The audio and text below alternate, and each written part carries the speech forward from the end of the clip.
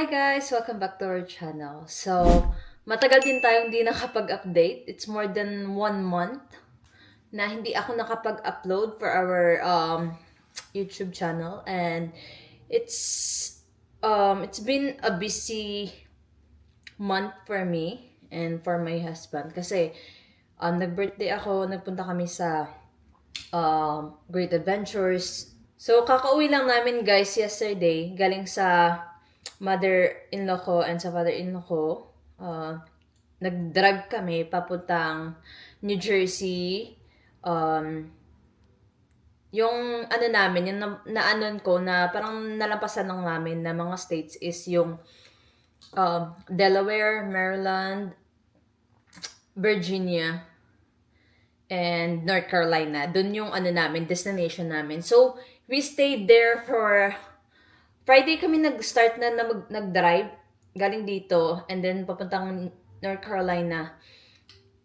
Yung drive namin is about 10 hours and I think more than that or less than that kasi magsa-stop kami sa rest stop kasi kailangan kumain, kailangan umihi, ganun. And nagstay kami doon. Friday kami umalis and we arrived there around 6 o'clock. And then we stayed there for Saturday, Sunday, and then Sunday, umuwi kami. Monday in the morning, like 8 o'clock na kami nakaalis doon. And yesterday, kagabi lang kami nakauwi, mga around 7. And it was my first time for a long drive. And di na ako nag-video kasi drive lang naman, sabi ng asawa ko sana, tinatanong niya ako kung gusto ko magbitbit ng camera. Parang tinatamad din ako and also magdadrive kami. Pero ang ganda niya talaga kapag makikita mo yung mga ibang state na you never been. Kasi 'di ba 1 year, mag 1 year pa lang ako dito. Pero ang ganda ng ng mga state na madadaanan namin. Mahaba yung drive, masakit siya sa pet, pero lang, napaka worth it kasi maganda. Maganda din yung North Carolina. Parang province area na na state. And mostly trees and mga farms. Magaganda din. Tapos yung sa place ng in-laws ko is ang ganda din ng lugar nila, ng bahay nila. Meron silang malaking pool. Na-enjoy ko din yung pool. Parang 2 araw ako nag-pool. And ang ganda ko dun is yung mga fruits nila. Meron yung tatay ng asawa ko is mahilig siyang magtanim. Mga bulaklak, mga puno, mga fruits, mga blueberry. Namumunga ng mga blueberry pa. Mga next month pa siya mag-ripe. Right? And then meron silang mga figs, mga ganon, mga prutas. And wala tayo dun sa Pinas, mga figs, mga ganyan. So yun yung ganap namin this month. And mag-end din yung May. Ang bilis ng panahon. And hindi ko kayo na-update, guys. But we have a good news na we have a good news kasi we're going home to the Philippines and nakapag-book na kami ng plane ticket, nakapag-book na kami ng aming hotel na pagsistayan doon, and nag-book din kami ng resort papuntang Boracay kasi punta kami Boracay with the Fam-Bam. And yung plano namin umuwi is this coming December. Uwi kami ng December and lahat naka-schedule na, lahat planado na yung trip namin. Magda-direct flight kami kasi dito sa New York meron silang direct flight. And maganda siyang mag-direct flight kasi hindi mo na kailangan magbiyahe ng 2 araw for just to get to your destination. Pero maganda yung meron silang direct flight kasi 1 araw lang nandun ka na. So, uwi. And ilang buwan na lang, 'di ba? Excited ako, kinakountdown ko na yung ilang buwan yung namin, yung trip namin pa-uwi sa Pinas. So ako, ito yung mga ginamit namin na mga damit nung nasa North Carolina kami. So, wait lang.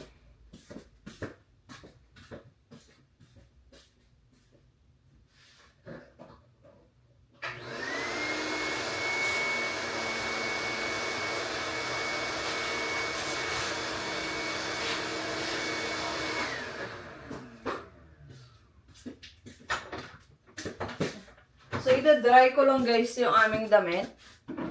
And ipapakita ko sa inyo yung ating update sa ating mga vegetables na wala na dito yung seedling na ano namin. So, ipapakita ko yan sa inyo.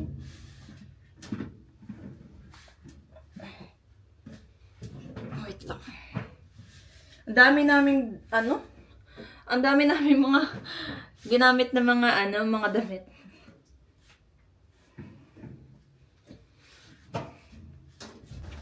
So, ito guys, namin to, na dala namin galing North Carolina. Kasi yung tenant ng in-laws ko is, yung tatay niya gumagawa ng mga bird houses, mga ganon. Tapos nilalagay mo siya sa, sa ibaba lang dyan. Tapos, I don't know kung anong gagawin ng asawa ko, pero yun yung gagawin niya. And, di ba ang ganda? So, meron din yung parang water well, nandun sa labas.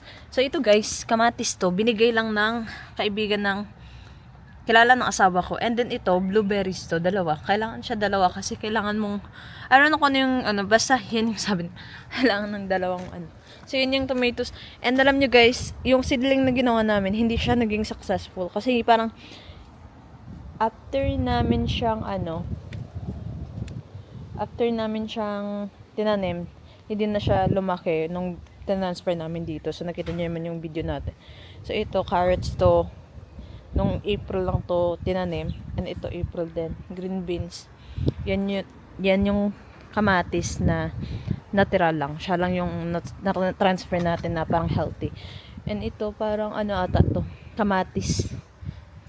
Dito is broccoli, cabbage, and jalapeno. And I don't know kung ano dito. Kalimutan ko na. Talong. Isa dito is talong. Ito talong. And yan yung okra natin. So, tinanim namin ulit. And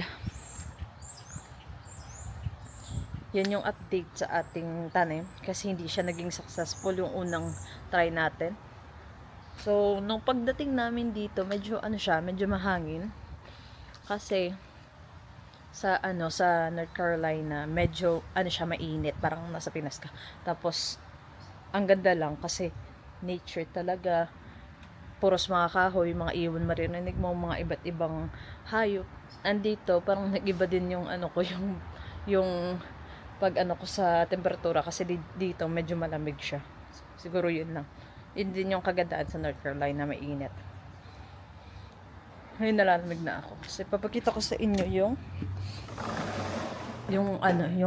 another na binigay sa atin, yung water well. And na ako. Ako ng dahon ng sili. Frozen yan, binili ko sa online store. Parang Asian store siya. And then,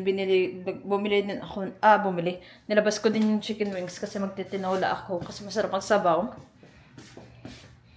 Yung ginawa namin noon sa North Carolina is mostly, nung pagdating namin, nagluto yung mother-in-law ko nilutoan niya ako ng chicken with bones, which is drumstick chicken wings.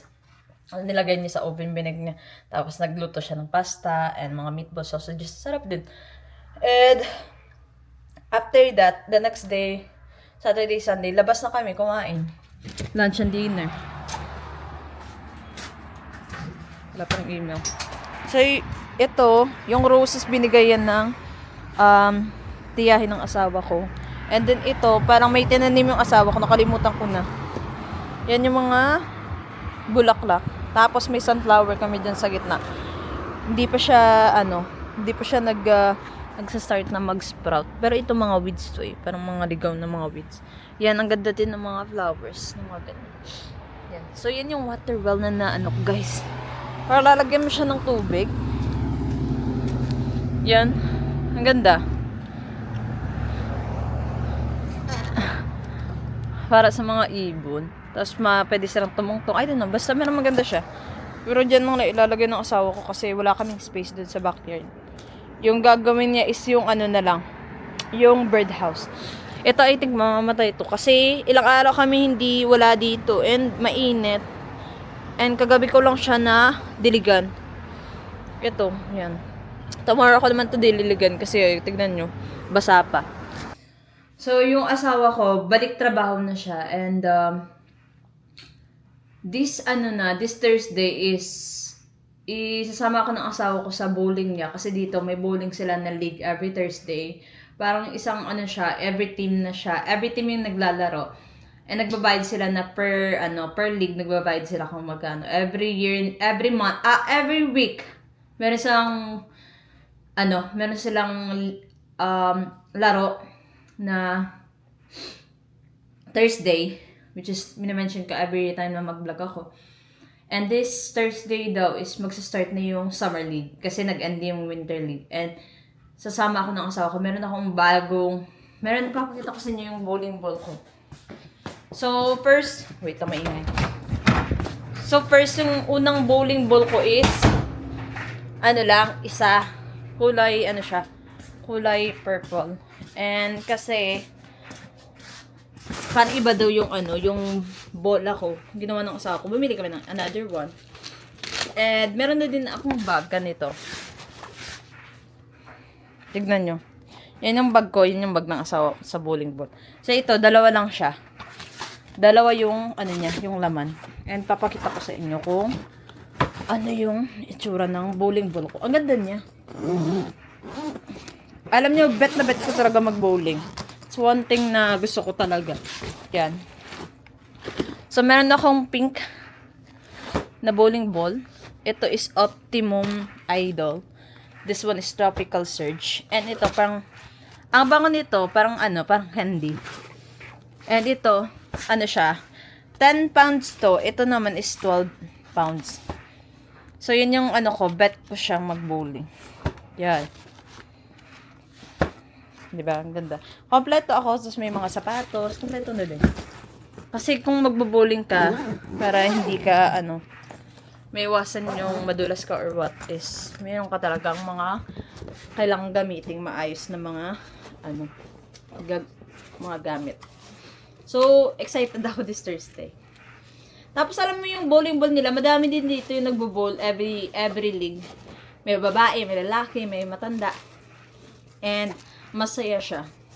Para this, labas-labasin ako.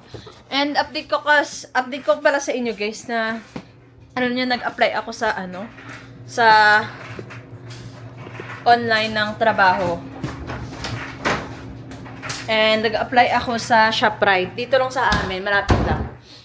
And, nag-apply ako for part-time. Gusto ko sana Monday to Friday lang. Tapos, ilang oras yung trabaho. And, nag-apply ako through online. Tapos, tinawagan nila ako. And then, in-interview nila ako via call lang. Tapos, gusto nila pala, kasi yung ShopRite namin dito is napaka-busy nila every weekends. Pero yung nilagay ko doon, kasi nagtatanong sila kung ano yung availability ko, kung ano yung pwede ako, available. So, ginawa ko doon is Monday to Friday, part-time na. Kasi tinanong ako ng interviewer kung okay daw ako, open ba ako sa weekend. Kasi yan yung pinaka-busy nila na time. Madami silang customer. Sabi ko naman, hindi ako pwede sa kasi part-time lang yung nilagay ko doon, yun ang talagang hanap ko. And yung asawa ko kasi day off niya din is Saturday, Sunday. So kung kukunin ko siya, hindi na kami magtutugma yung namin, yung mga araw namin. Kasi Monday to Friday, magtatrabaho siya. Tapos ako Saturday, Sunday, mag-work ako siya dito sa bahay. So ayaw niya ako mag-work din ng weekend kasi kasi yung day off niya, hindi makatugma. So, sabi niya kung gusto ko, pwede din.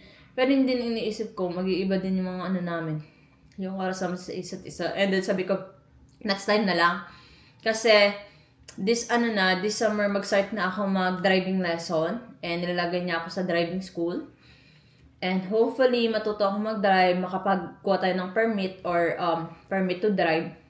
And makapag-registered for license. And plano ko sa Costco ako mag-work kasi maganda din yung benefits nila. So, yun yung plano natin. For now, i-enjoy ko muna. And ilang buwan na lang kasi uwi din kami ng Pinas. So, 7 months. So, siguro wait ko na lang next year na marunong ako mag-drive. And pwede akong, alam mo, malaki yung ko, yung mga choices ko. Kasi kapag marunong ka na mag-drive, kung saan ka na pwede, dun ka, di ba? So, yun yung ano natin. Yun yung plano natin. For now, magbablog muna tayo. And alam niyo, parang tinamad din ako mag-vlog. Kasi alam niyo, yung pagbablog is hindi siya napaka-madali at simple na bagay gawin. Kasi mag-e-edit ka, mag-iisip ka ng content maganda.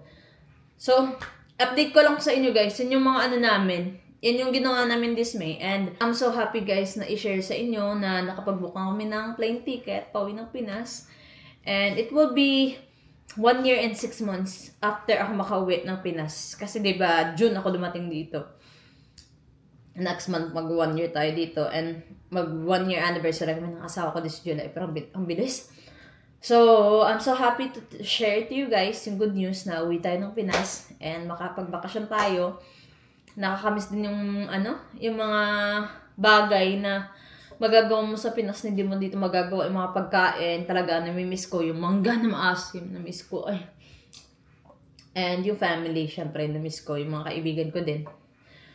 So, ang bilis lang ng panahon. I never thought na alam mo yun, yung masasurvive ko yung 1 year na malayo sa pamilya ko. Yung mga ibang na, kasi na ko na, ang tawag dito? Yung mga ibang bagay na sa Pinas mo lang makikita, makakain, ganun, is na na-survive mo a year. And, okay naman ako. Yung adjustment ko dito is, wala akong problema or any depression or anxiety or whatsoever. Wala. Kasi, yun nga, lucky ako sa asawa ko na very supportive. Kung ano yung gusto ko, binibigyan niya. Kasi yan lang yung makakapasaya sa akin, di ba? Kasi ang laki ng yung adjustment ko dito. So, yun. Gusto ko lang i-update sa inyo guys. And today, sa bahay lang ako. Yun nga, walang mga Papakita ko sa inyo yung video ng mga blueberries dito, yung mga pigs, mga ganun. Binidyoan ko lang siya sa cellphone, yun lang. And, magluluto lang ako ng ating aking lunch. Anong oras ako nagising? Aga ako nagising. Mga 9:30 gising na ako, diba? Kasi tulog ako mga 11 kasi pagod din sa biyahe.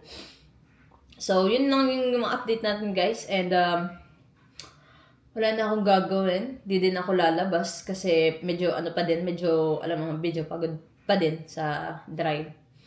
So, hopefully next year, we're planning to go back there in North Carolina for 1 week na magstay yung plano namin. So, ngayon, ilang araw lang yung namin, yung kinuha ng asawa ko na day off kasi yung yung plano namin is pupunta Pinas at gagamitin yung day off niya dun sa Pinas kasi. And hopefully next year, punta kami ng North Carolina for like a week na magstay. Kasi gusto ko din doon kasi ang napaka-peaceful, ang ganda ng nature. Malayo sa sa city. Yung ganda. And you know what guys, it reminds me of province in the Philippines. Kasi 'di ba, may din kami bahay sa province. So parang ko din siya. Na-miss ko and then parang natuwa din ako na it reminds me of the Philippines, no? Kasi may init din siya. So yun guys, ang update natin, yun lang yung ko sa inyo. And magluluto na ako and then after that, manonood lang akong TV, ganon. So wala akong mga kartihan ngayon. So, update ko kayo guys sa ating next video.